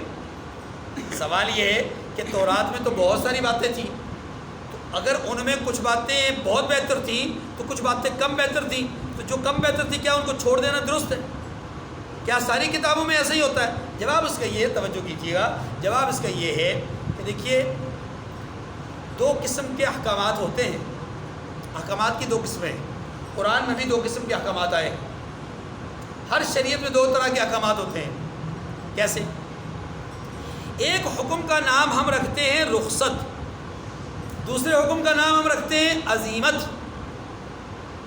آپ اس کو ایک مثال سے سمجھیے گا، آپ کو بات سمجھ میں آ جائے گی.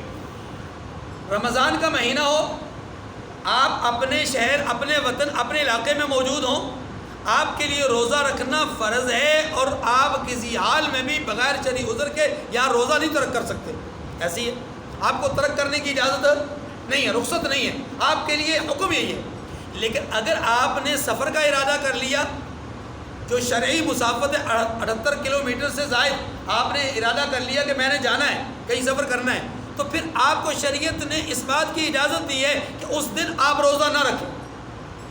رکھ کے توڑنے کا حکم نہیں ہے، نہ رکھنے کی رخصت ہے کہ آپ اگر سفر میں جانا چاہ رہے ہیں تو آپ روزہ نہ رکھیں، آپ کو اجازت ہے. اب دیکھیں، دو آدمی ہیں، دو بھائی ہیں، سگے بھائی. ایک بھائی نے سفر نہیں کرنا، اس کے لیے حکم یہ ہے کہ وہ روزہ رکھے. دوسرے بھائی نے سفر کرنا ہے، اس کے لیے اجازت ہے کہ وہ روزہ نہ رکھے. رکھنا چاہتا ہے الگ بات ہے، لیکن نہ رکھنے کی اجازت ہے، یہ ہو گئی رخصت. اس کو کہتے ہیں رخصت. اور ایک یہ ہے کہ اسی بھائی کو یہ کہا گیا کہ بھائی روزہ رکھ لے، اسی رمضان کے مہینے میں رکھ لے، آج کے دن رکھ لے، یہ تیرے لیے زیادہ بہتر ہے، فضیلت کے اعتبار سے، رتبے کے اعتبار سے، عظیمت کے اعتبار سے، استقلال کے اعتبار سے تیرے لیے بہتر ہے. اب وہ آدمی جسے رخصت دی گئی کہ روزہ نہ رکھے، وہ اگر اس دوسری بات پر عمل کرتا ہے تو اسے کہتے ہیں صاحب عزیمت ہے، اس نے عزیمت کے راستے پر کو چنا. عزیمت کے راستے کو رخصت بھی تھی، نہ رکھنے کا جواز موجود تھا، لیکن اس نے پھر بھی رکھا، کیونکہ شریعت کا حکم تھا کہ اگر رکھو گے تو زیادہ بہتر ہے. اور یہی اسی میں فائدہ ہے، کیونکہ بعد میں روزہ رکھنا مشکل ہوتا ہے، اور ویسے بھی بعد میں روزے کی برکات کو نہیں ملتی، بعد میں ظاہر ماحول وہ نہیں ہوتا، بعد میں حالات ویسے نہیں ہوتے. ہو سکتا ہے انسان کی زندگی اور موت کے اعتبار سے بھی دیکھا جائے تو شاید موقع نہ ملے، بیماری کو دیکھا جائے تو شاید موقع نہ ملے، نکاحت کو دیکھا جائے تو شاید موقع نہ مل سکے.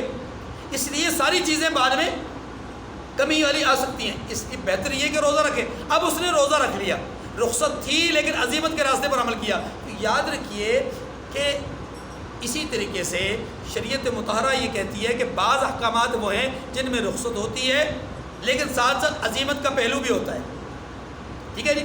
اس کو آپ ایک اور مثال سے بھی سمجھ لیجیے، بات اور آسانی سے سمجھ میں آ جائے گی.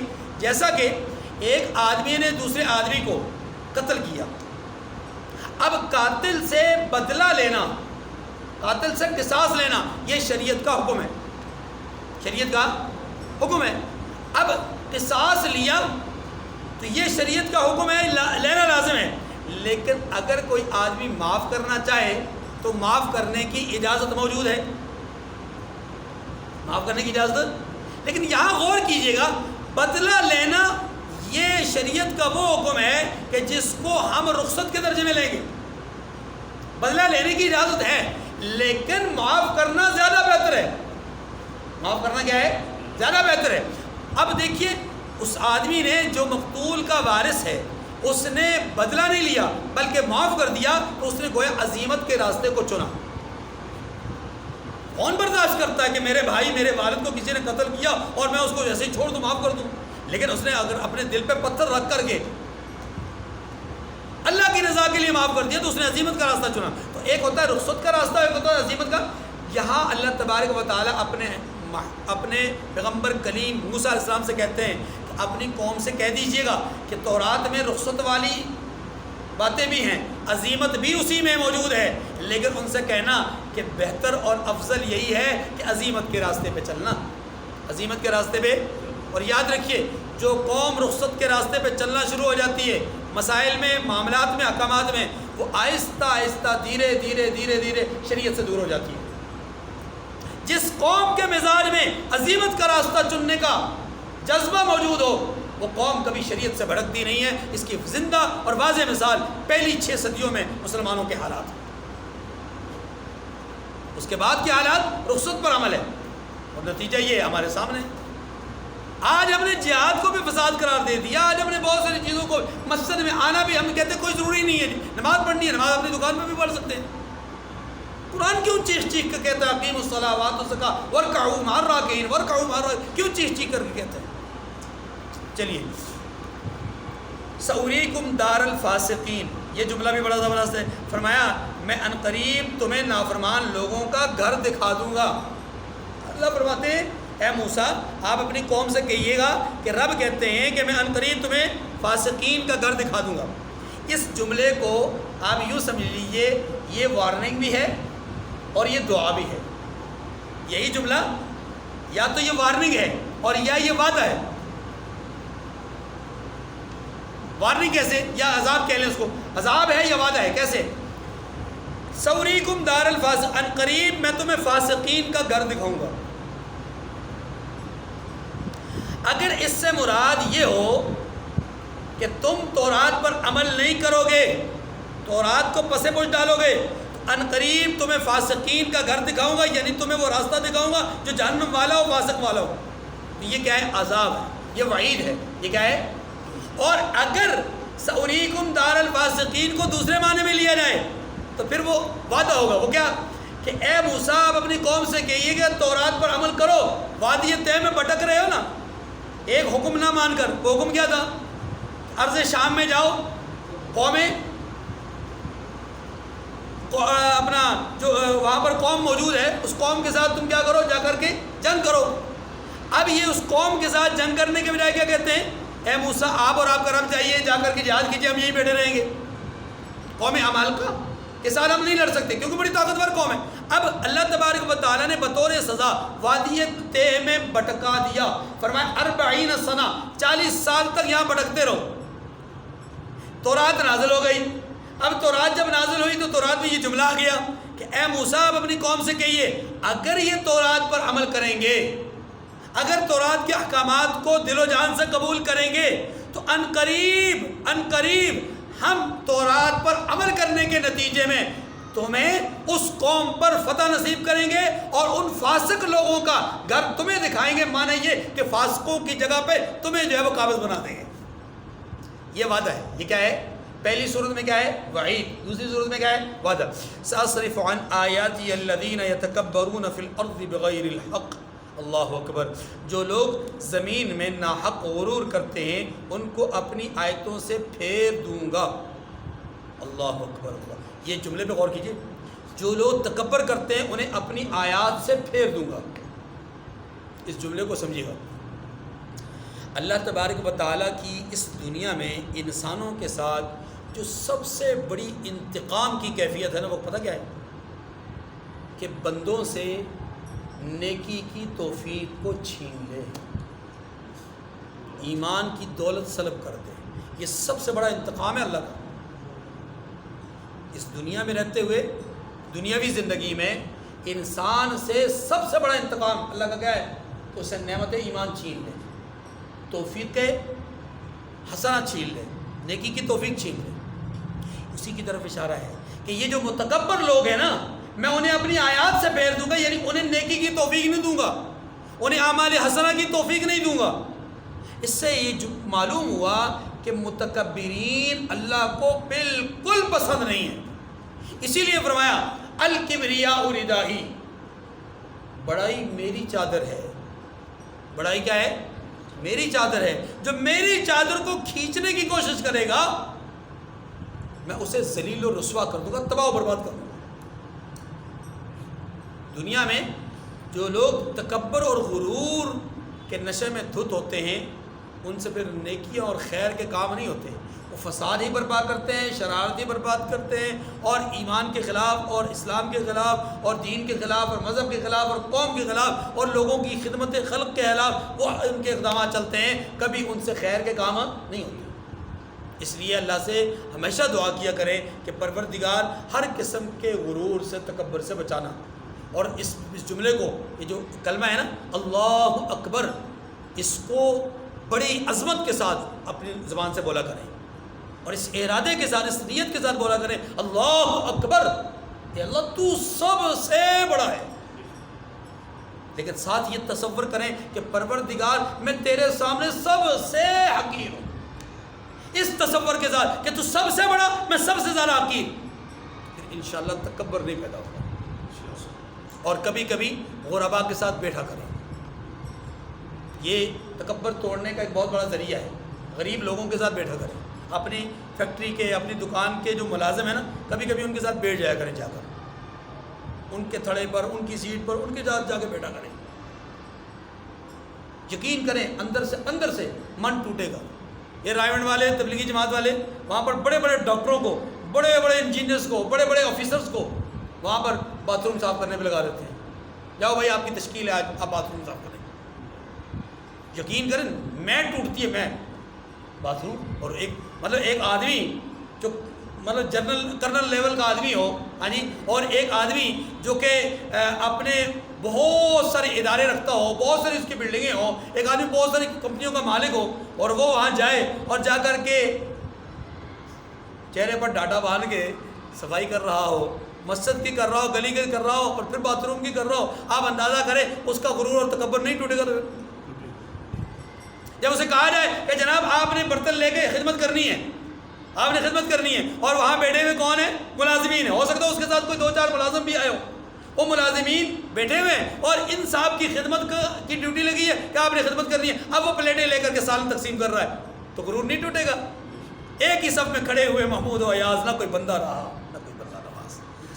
ساصرف عن آیاتی الذین یتکبرون فی الارض بغیر الحق, جو لوگ زمین میں ناحق غرور کرتے ہیں ان کو اپنی آیتوں سے پھیر دوں گا. اللہ تعالیٰ ہمیں اپنے حفظ و امان میں رکھے. وَإِن يَرَوْا كُلَّ آیَةٍ لَا يُؤْمِنُوا بِهَا, اگر یہ سب نشانیاں بھی دیکھ لیں تب بھی ان پر ایمان نہ لائیں. متکبرین کے بارے میں کہا.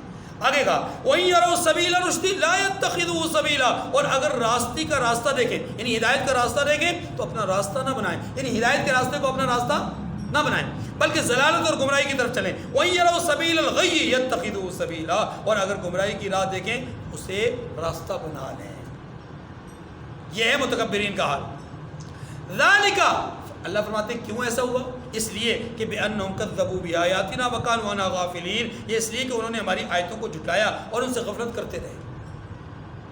بھائی آیات کو تو اللہ کہتے ہیں ہم نے ان سے دور کیا, آیات کو کیسے جھٹلایا؟ دیکھیے انسان کے اندر بنیادی, انسان کا وجود کس سے ہے؟ مٹی سے. مٹی کے اندر کیا ہے؟ عاجزی, تواضع. اب اگر انسان تواضع اور عاجزی کو چھوڑ کر کے آگ کی خلقت یعنی جنات اور شیطان والا جو وصف ہے وہ اپنے اندر پیدا کرنے کی کوشش کرے گا تو نتیجہ کیا ہوگا؟ اس نے عاجزی کو ترک کیا, یعنی اللہ کی جو نشانی عاجزی تھی, اللہ کی جو برہان عاجزی تھی اسے اس نے چھوڑ دیا, اور جو اللہ کی دشمن کا راستہ تھا یعنی تکبر اور غرور اس کو چن لیا اس نے. آیات تو جھٹلا دی نا اس نے.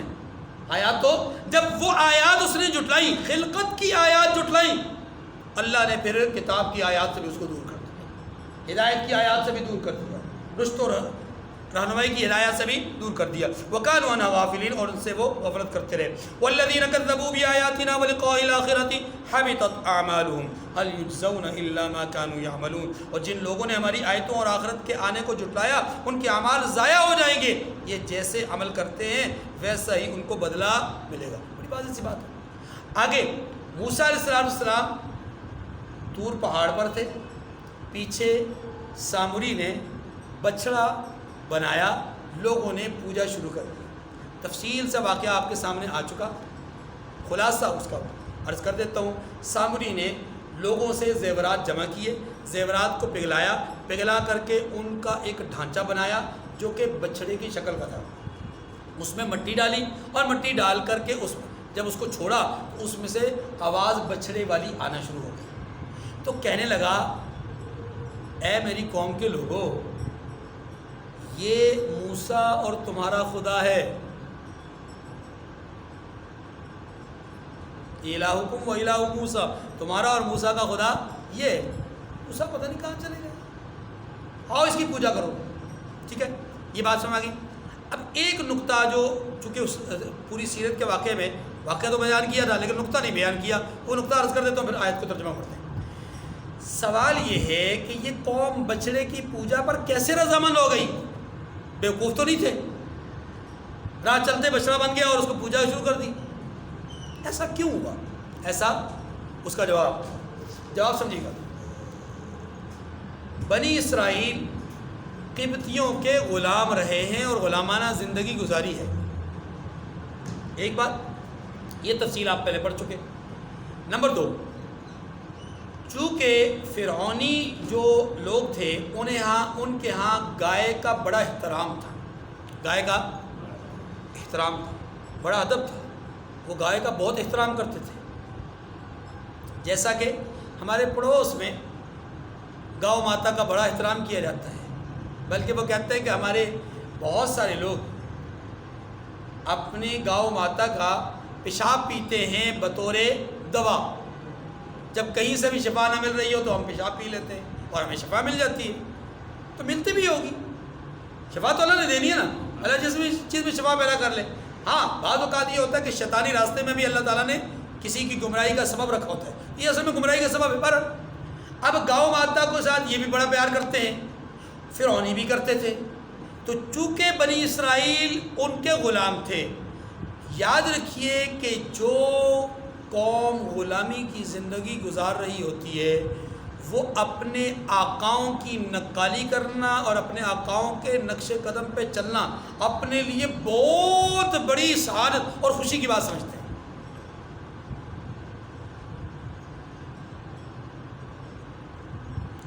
آج سے چند صدیاں پہلے انگریز بر صغیر میں ایک تاجر کی حیثیت سے آیا.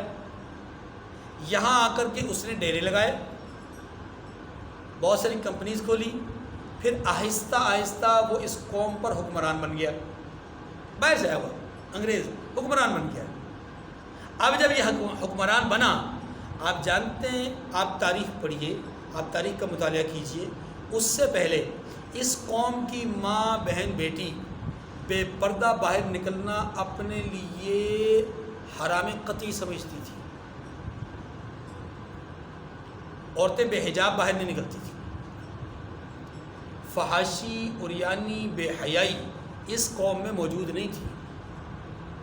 اگر کوئی بدکاری کرتا بھی تو اتنا چھپ چھپا کے کرتا کہ شریعت نے کہا ہے نا کہ اگر ایسا ہو تو پھر تمہیں کسی پر الزام لگانے سے پہلے 4 گواہ جو کہ عینی شاہد ہوں وہ تیار کرنے پڑیں گے. اگر وہ گواہ نہیں ہے تو پھر کسی پر الزام تمہارا الزام ہی ہوگا، الٹا تمہیں سزا ملے گی. یعنی ایک بھیانک خواب تھا اس لحاظ سے کہ کسی کو زنا کی سزا دلوانا، کیونکہ اس وقت ایسا ہوتا ہی نہیں تھا. چھپ چھپا کے کوئی آدمی اگر کوئی جرم کرتا تو کرتا، قتل اگر کوئی کرتا تو انتہائی چھپ چھپا کر. اب تو آپ دیکھتے ہیں کہ سر عام روڈ پر ایک بندہ پسٹل پکڑا ہوا ہے اور وہ 4 بندوں کو مار رہا ہے، پیچھے 500 بندے کھڑے ہیں. وہ آگے بڑھ کر اس کو نہ روک رہے نہ پکڑ رہے، بلکہ الٹا موبائل لیا اور ویڈیو بنا رہے ہیں. جب انگریز نہیں آیا تھا اس قوم کے اندر ایمانداری تھی، اس قوم کے اندر حیا تھی، اس قوم کے اندر غیرت تھی، حمیت تھی، دینی جذبہ تھا، پردہ تھا، یہ ساری چیزیں موجود تھیں.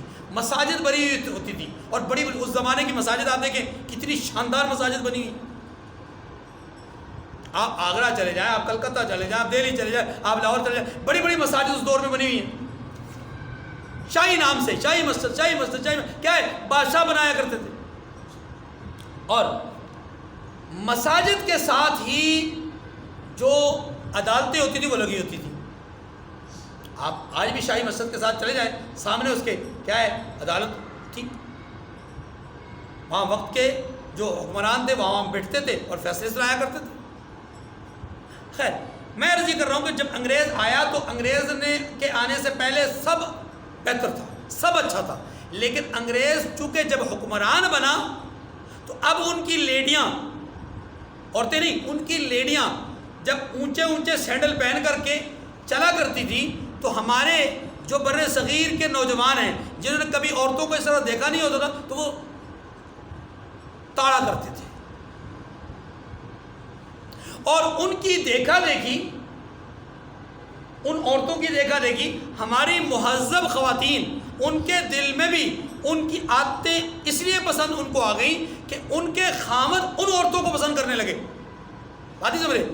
یعنی مسلمان بچے، مسلمان نوجوان وہ ان عورتوں کو، لیڈیوں کو پسند کرنے لگے. تو اب ہماری خواتین نے دیکھا کہ ہمارے مردوں کا میلان ادھر ہو رہا ہے تو ان کے دل میں بھی یہ جذبہ پیدا ہوا کہ ہم بھی ان جیسا کام کرنا شروع کر دیں.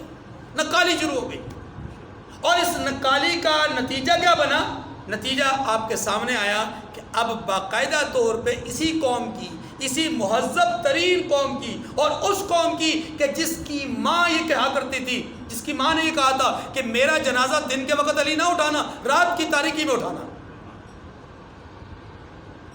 جس کی ماں یہ تعلیم دے رہی ہو، اسی ماں کی اولاد اور بیٹیاں آج سر عام اپنی عزتوں کو نیلام کرنے کے لیے روڈ پہ پھر رہی ہیں.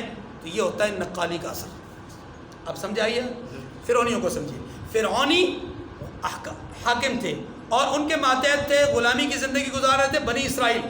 وہ دیکھتے تھے کہ فرعونیوں کے ہاں گائے کی بڑی عزت ہے، تو ان کے دل میں تو بات موجود تھی، لیکن اس وقت وہ کچھ کر نہیں پاتے تھے کیونکہ با اختیار نہیں تھے. اب جب یہ دریا کے اس پار گئے تو پہلا عمل جو انہوں نے دیکھا وہ کیا تھا کہ ایک قوم کو دیکھا کہ وہ بتوں کے سامنے سجدہ رہے تھے. فوراً حضرت موسیٰ علیہ السلام سے مطالبہ کر دیا اجعل لنا الہا کما لہم آلیہ، جیسے ان کا مجسم خدا ہے ہمارے لیے بھی خدا بنا لیجیے. وہاں ان کی دال نہ گلی. موسیٰ علیہ السلام نے ذرا اپنی جلالی طبیعت سے ان کو ڈانٹا، نظروں سے، عقابی نظروں سے ان کو جب دیکھا تو وہاں تو دال نہ گلی. اب موسیٰ علیہ السلام جب تورات پہ گئے، اپنے تورات لینے گئے طور پہاڑ پہ، پیچھے سامری نے جب یہ حرکت کی تو ساری کی ساری قوم دوڑی چلی ہے سوائے چند گنے چنے لوگوں کے، اور وہ ہارون علیہ السلام.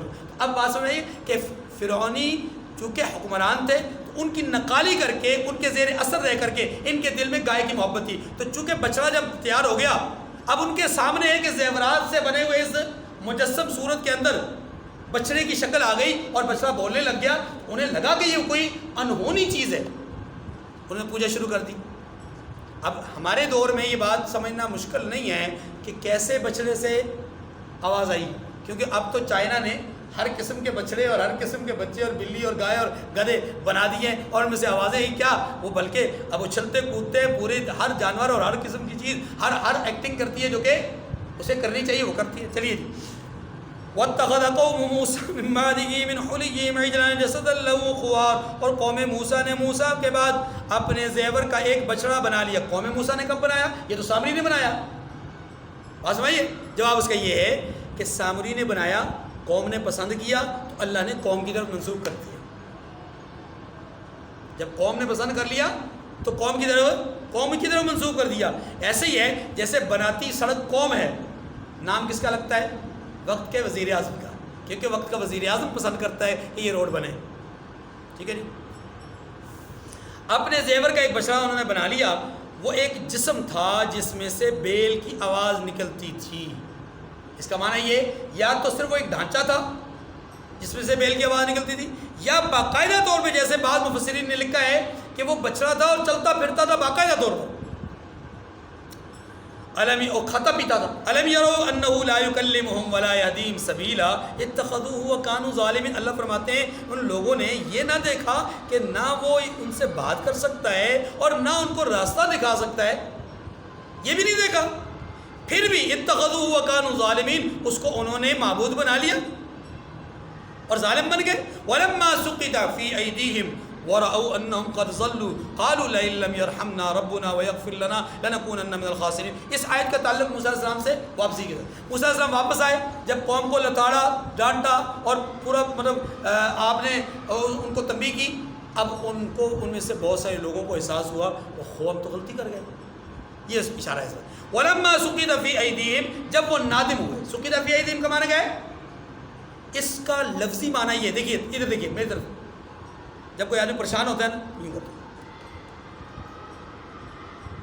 یہ ہے اصل میں اسقاط فی الید، یعنی ولما سقط فی ایدیہم کہ اپنے ہاتھوں سے گرا دیا یا اپنے ہاتھوں میں گرا دیا. معنی یہ کہ ندامت کا اظہار کیا، نادم ہو گئے. تو ورأوا انہم قد ضلوا، اور دیکھا کہ وہ گمراہ ہو گئے ہیں. قالوا، کہنے لگے لئن لم یرحمنا ربنا ویغفر لنا لنکونن من الخاسرین، اگر ہمارا پروردگار ہم پر رحم نہیں کرے گا اور ہم کو معاف نہیں فرمائے گا تو ہم برباد ہو جائیں گے. اور خیال آیا نا، لیکن کچھ وہ تھے جنہیں ابھی بھی خیال نہیں آیا. پھر انہیں سزا دی گئی. ولما رجع موسیٰ الی قومہ غضبان آسفا، اور جب موسیٰ علیہ السلام اپنی قوم میں نہایت غصے اور افسوس کی حالت میں واپس آئے تو کہنے لگے قال بئس ما خلفتمونی من بعدی، کہ تم نے میرے بعد بہت ہی بد اتواری کی ہے، یعنی بہت ہی بری نیابت کے فرائض انجام دیے ہیں. میں تمہیں چھوڑ کے گیا تھا اچھا خاصا ایماندار چھوڑ کے گیا، تو تم کیا بے ایمان اور مشرک بن کے بیٹھ گئے. اعجلتم امر ربکم, کیا تم نے اپنے پروردگار کا حکم یعنی میرا اپنے پاس آنا جلد چاہا, یعنی کیا تم نے اتنی جلدی کر لی کہ میرے آنے کا انتظار بھی نہیں کیا. معنی یہ وَأَلْقَى الْأَلْوَاحَ وَأَخَذَ بِرَأْسِ أَخِيهِ يَجُرُّهُ إِلَيْهِ, اور شدت غضب سے موسیٰ علیہ السلام نے تورات کی تختیاں ڈال دیں. اس کا معنی جو سمجھ میں آتا ہے تختیاں پھینک دیں. تختیاں سمجھیے ایسا نہیں ہے, ایسا غور کیجیے گا. جب انسان غصے میں ہوتا ہے اور اس کے ہاتھ میں کوئی چیز ہوتی ہے تو اگر وہ کسی کی طرف آگے بڑھنا چاہتا ہے تو بعض اوقات یہ ہوتا ہے کہ وہ چیز کو پھینکتا ہے, لیکن بعض اوقات اگر وہ چیز پھینکنے والی نہیں ہوتی, ٹوٹنے والی ہوتی ہے, نازک ہوتی ہے کچھ, تو وہ باوجود اس کے کہ شدت غضب میں ہوتا ہے اسے پھینکتا نہیں ہے, پھر اسے وہ رکھتا ہے اس انداز میں ایسے کر کے. یعنی اس کا انداز یہ ہوتا ہے کہ گویا وہ گرا رہا ہے لیکن وہ گراتا نہیں ہے. تو موسیٰ علیہ السلام نے شدت غضب سے تختیاں ایک طرف رکھیں, دیکھنے والوں کو یوں لگا شاید وہ غصے میں پھینک رہے ہیں, پھینکا انہوں نے نہیں. جیسے کہ کوئی آدمی غصے میں کسی بات پہ غصہ ہو, قرآن پاک اس کے ہاتھ میں موجود ہو, اب وہ قرآن پاک کو پھینکے گا تو نہیں, لیکن قرآن پاک کو جا کر اس انداز میں رکھے گا, ایسے کر کے رکھے گا جلدی میں جا کر کے کہ لگے گا کہ شاید اس نے پھینک دیا. ٹھیک ہے. آگے فرمایا دوسری بات وَأَخَذَ بِرَأْسِ أَخِيهِ, اور آپ نے اپنے بھائی کے سر کو پکڑا. بھائی کون ہے؟ ہارون علیہ السلام. عمر میں کیا ہیں؟ عمر میں کیا ہے؟ بڑے ہیں. موسیٰ علیہ السلام عمر میں کیا ہیں؟ چھوٹے ہیں. یہاں یاد رکھیے یہاں معاملہ عمروں کا نہیں ہے, یہاں معاملہ اللہ کے ساتھ شرک کا ہے. کتنا اللہ کے ہاں, اللہ کے نبیوں کے ہاں ناپسندیدہ ترین عمل ہے کہ وقت کے پیغمبر موسیٰ علیہ السلام اپنے بڑے بھائی کے سر کو پکڑ کر یوں اپنی طرف کھینچ رہے ہیں. آپ نے بھی نہیں روکا, آپ نے بھی ان کو تنبیہ نہیں کی. سمجھ رہے, یہ گویا اپنی شدت غضب کا اظہار کر رہے ہیں. قال ابن امہ, ہاں ادب کی جہاں تک بات ہے, یہ تو بات تھی توحید اور شرک کی, جہاں تک ادب کی بات ہے یوں نہیں کہا کہ مطلقاً کہ بھائی یا اے ہارون, یا یہ بے ادبی ہوتی. اب موسیٰ علیہ السلام نے کیا کہا؟ یا ابن امہ, قال ابن امہ. سورۃ طٰہٰ میں ہے یا ابن امہ, یہاں پر ہے قال ابن امہ, اے میرے ماں جائے بھائی. غضب میں بھی ہیں, غصے میں بھی ہیں. وہ غصہ توحید کے لیے ہے, اور جب مخاطب کیا تو ادب کے ساتھ قال ابن امہ, اے میرے ماں جائے بھائی. ہاں جی, باپ شریک بھی تھے, باپ بھی ایک تھا ماں بھی ایک, لیکن یہاں نسبت ماں کی طرف کی. کیوں؟ اس لیے کہ ماں کے دل میں محبت بہت ہوتی ہے اولاد کی. ماں کے دل میں محبت بہت ہوتی ہے. تو ہارون علیہ السلام موسیٰ علیہ السلام سے کیا کہہ رہے ہیں؟ قال ابن امہ. اندازہ کیجئے کہ وہ یوں بھی کہہ سکتے ہیں یا اخیہ, ہارون کہہ رہے ہیں نا, ہارون علیہ السلام کہہ سکتے ہیں اے میرے چھوٹے بھائی, اے موسیٰ سنو. اے بھائی ذرا سنو تو صحیح. نہیں, بڑے پیار سے بڑی محبت کا اظہار کرتے ہوئے فرمایا کہ اے میرے ماں جائے بھائی سنو, ان القوم استضعفونی, لوگوں نے مجھے کمزور سمجھ لیا تھا. یعنی کمزور سمجھ, میں اکیلا رہ گیا, باقی سارے لوگ ایک طرف. وَكَادُوا يَقْتُلُونَنِي, اور لوگ قریب تھا کہ مجھے قتل کر دیتے.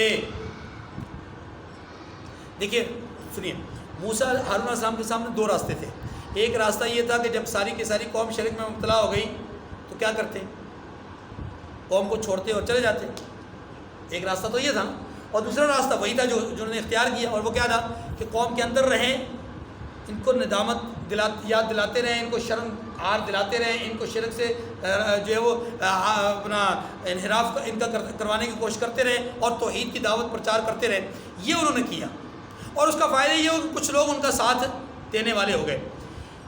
موسیٰ علیہ السلام نے جب ان کو ابتدائی طور پہ کھینچا, اصل میں مزاجوں کا فرق ہے. موسیٰ علیہ السلام کے سامنے شاید یہ بات تھی کہ جب یہ لوگ شرک میں مبتلا ہو گئے, آپ کو چاہیے تھا کہ آپ دوڑتے چلے آتے میرے پاس طور پہاڑ پہ, آپ کو پتا تھا میں طور پہاڑ پہ ہوں.